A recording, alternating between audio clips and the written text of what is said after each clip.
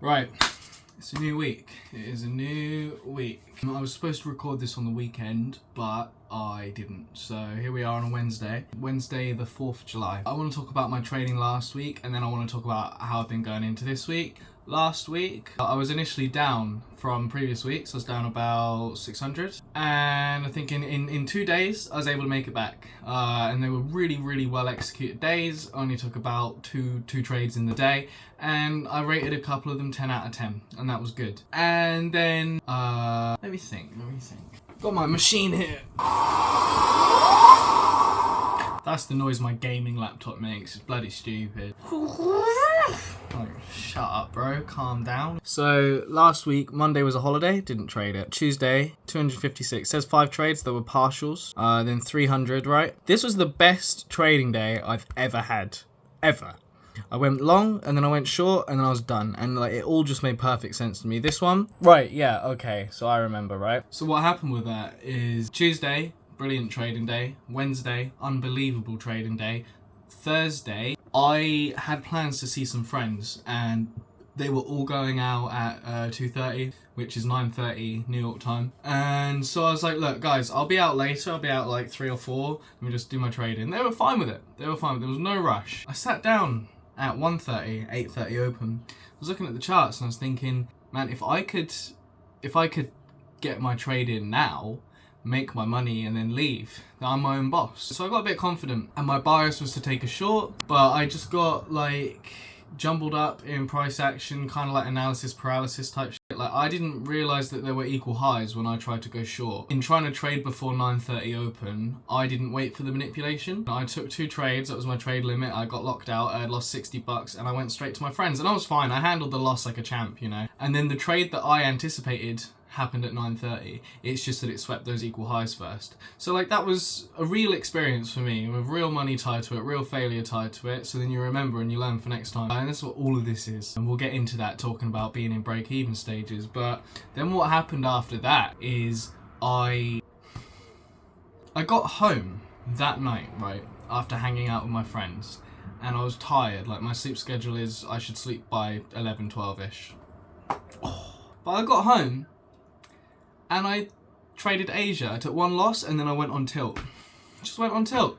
I lost like 600, didn't even have my risk settings on, and I managed to make it back, and I just closed and I was like, yep, no, don't want to be touching that. The short I took to make it back was going to run much further and give me more profit, but I just went break even and then left. And then comes into the next day.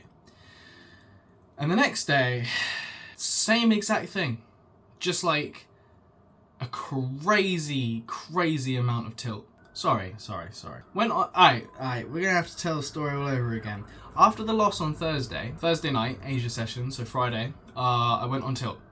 And I managed to make the profit back, and I stopped, I went break even, and I locked my account for the day. So I didn't allow myself to trade on Friday. And if I remember, I didn't really miss out on much, so that was alright. Monday comes around, and Asia session, I went on tilt. I was so close to blowing the account. And like, I even recorded this. I got lucky. The account was like, you got like $96 left before it's blown. And then it just like ran to my TP.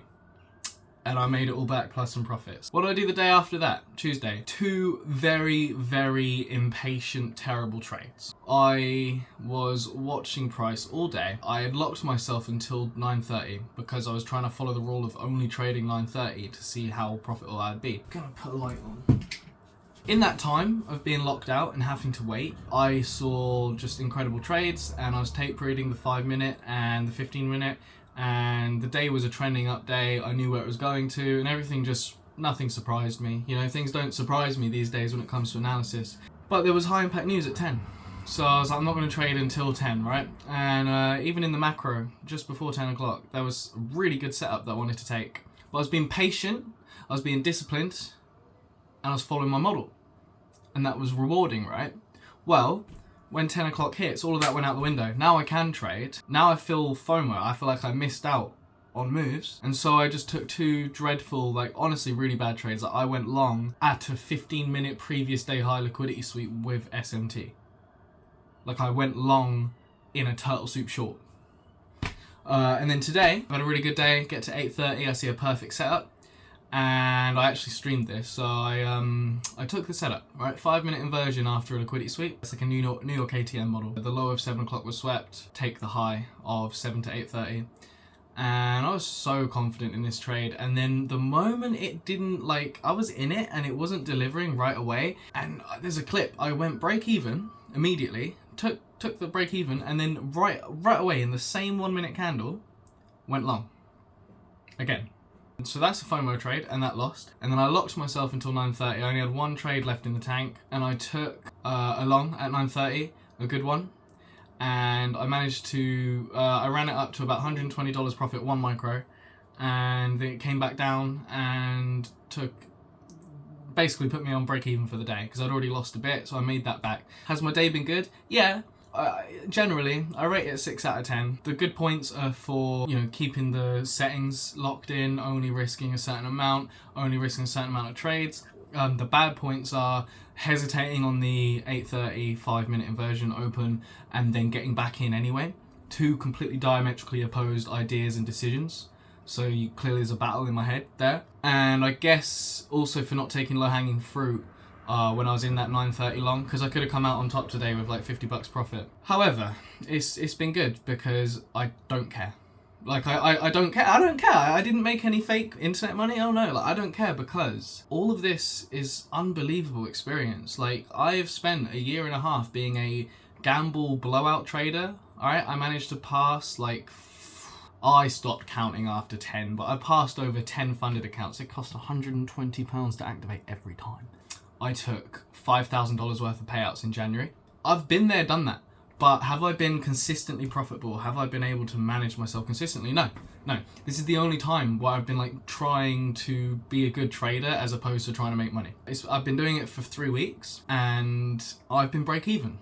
I've been a break-even trader, and I don't care. That's so good, because I'm in this Petri dish, right? I've been placed in this Petri dish where I'm safe. My rules keep me safe. They don't make me money, but I'm not blowing accounts. I'm not putting my real money into new combines. I used to literally start a combine, full port it, blow it, start another one, and then I'd pass one of them, but I would have bought 5 of them, and that's $200 for $300, whatever, I've earned a lot of money doing that, and to slow it down and bring it all to the process of your model and your risk management and all of that, it sucks, because damn man, I know I can do so much more than this. I just want to show the world that I can make some money, but taking that away and throwing it aside, just like it's just me, myself, and my computer, and I know what to anticipate, and I need to learn what's gonna freak me out. Like today, right? What freaked me out was already being in drawdown.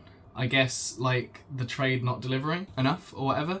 If I set myself to only have 1 trade in the day, then I wouldn't have closed that trade. I would have had to put up with it. So maybe that's a part of it. I was just hesitant, right? I think the more experience, the more journaling, the better I'll get. Because the thing is, you've got to think about this, right? You watching this, you're probably unprofitable. You probably know how to trade. You probably really know how to read the market. You probably at least have one model, one time a day that you're pretty confident in how you can predict the price action. But you might not even realize that, because if you're blowing up every other week, if you're anxious about returning to the charts, if you're worried about whether or not you're going to make money today or blow up or whatever, if you're concerned, if you're worried mainly about your psychological issues, it completely infects your understanding and your own trust in yourself. It happened to me today. I kind of didn't trust that I knew what I was doing, but looking back in hindsight, it's an incredible trade. I knew that was going to work, but I didn't let it happen, putting risk on the table, because there's a difference. There's a massive difference between a technical analysis and a risk manager. My risk management, I'm getting there. I'm pruning it. I'm in a Petri dish and I'm figuring out, how do I pair what I know about technical analysis and my mental capital that I can build from that, and how do I pair that with my ability to manage and put on risk, right? Because putting on risk on a trade is different to tape reading, way different.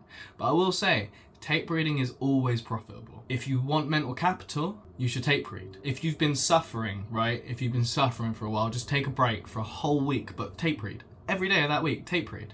Don't even place a demo trade. Just literally record yourself marking out and writing what's going to happen and when, how you felt, and that's a journal, right? Because you need mental capital in order to be able to place the risk. If you can trust that you can manage the risk, then it all just snowballs from there. So I'm break even at the moment, but I don't mind, because being break even is the only way that you can actually look at the things that are holding you back and then make small adjustments. Me, for instance, I can find the winning trades. Sometimes I can't hold on to them. Today I didn't lose anything. Today I was break even. So what did I get out of today? Experience tape reading, experience trusting my own analysis, like real good that was. You know, I have a lot more confidence in myself now, and I didn't lose anything. That's great, right? However, if I didn't have any risk settings on and I got in, then I got out, break even, then I got back in, then I lost 40 bucks. Right? At that point, I only had one trade available. So I knew I had to wait till 9:30 because 9:30 could stop me out. So I locked out until 9:30. Had I had unlimited trades and an unlimited amount, like the whole account to risk, after that second trade where I got stopped out, who knows what I would have done. That's when you start trading every 1 minute candle and then looking at the 15-second for more information. Let me tell you, the more information, something I've learned, more information is always derived from the higher time frame. If you're not pairing your lower time frame with the higher time frame, you're cooked. So if you're trading 15-second for more information on what the 1 minute's going to do, you're quite literally trying to be the fastest, highest frequency algorithm out there, but I bet you're still targeting the higher time frame draw. And then you're like, oh, why did I get stopped out? It's because you're being an idiot. Let's bring it all back, right? I've been break even for a while. That's the discussion we're having here. As long as you drop the desire to make money and everything is focused on how do I pair my understanding of the markets with my ability to put on risk. And as long as you trust the process of time, then what could go wrong? Stay break even, journal, don't take too much risk. And my life's a lot better. You know, I've got a lot less stress because like this used to stress me out, man. This used to make my life hell. It used to make my life a living hell because I'd show up to the gambling machine every day to gamble and I'd lose. Now I'm showing up to school, right, my apprenticeship, and I'm showing incredible progress, and I might not necessarily be making any money, but I'm giving myself the tools to know that I could in the future. You know, this stuff does repeat. So I honestly reckon like June will be a good month for me. So, you know, I think my mindset's changed a lot. I think it's improved a lot.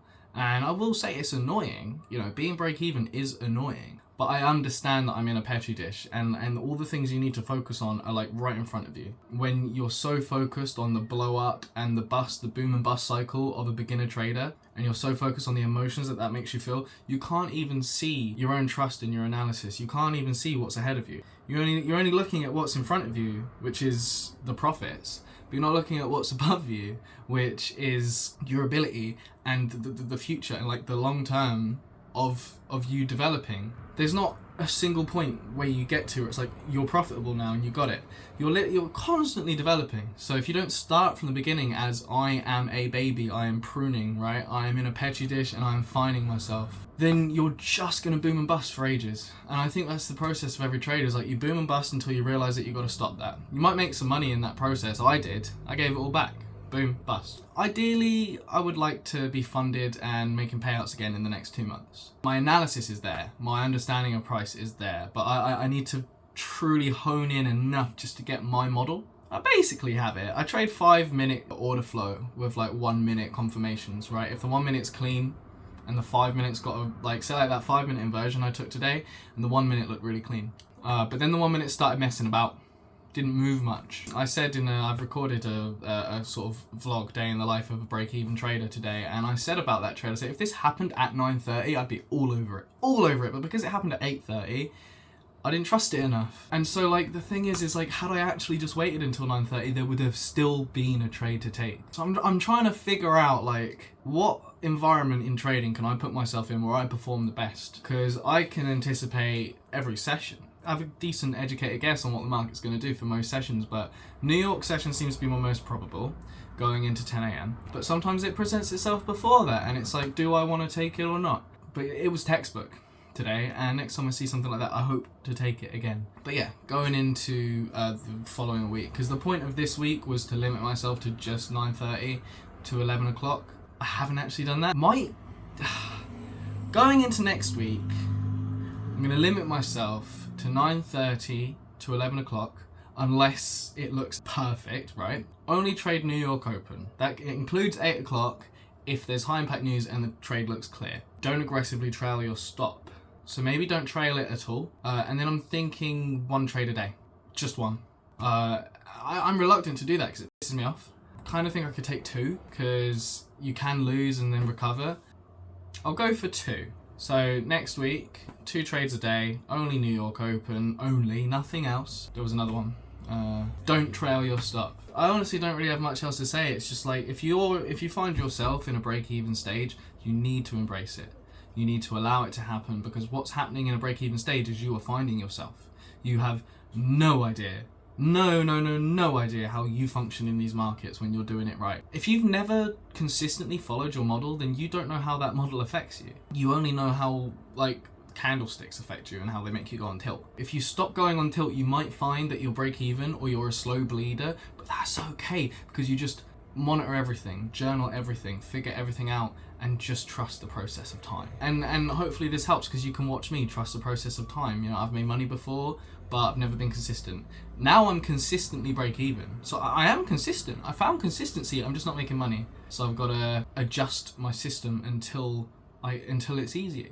And it's getting easier and easier and easier to comfortably trust price. And I'm excited. I think it's gonna work. I think I've done it. I think I just got to trust the process, and if any of you are on the same journey as me, then, you know, hopefully this helps. And if you want to join a community of people that are generally in the same stage as me, or some people that are still learning about reading price, which I can absolutely help you out with, then join the Discord, link below every time I say it. Sometimes I do live trading, sometimes I do live classes, I always make homework, and I always post my journals, so there's no reason why you shouldn't be in it, because it's free. But with that, I will leave it there. I've had a good month trading. You know, I've made no progress whatsoever in terms of monetary value. As a trader, I'm constantly improving. I can't believe it's you need to let yourself improve. That's it. You just got to let yourself improve. I hope any of that meant anything, and I'll be back next week to talk about whatever else it is I talk about. And the goal next week, I'll follow those rules, but the goal is don't tilt, not even once. Adios.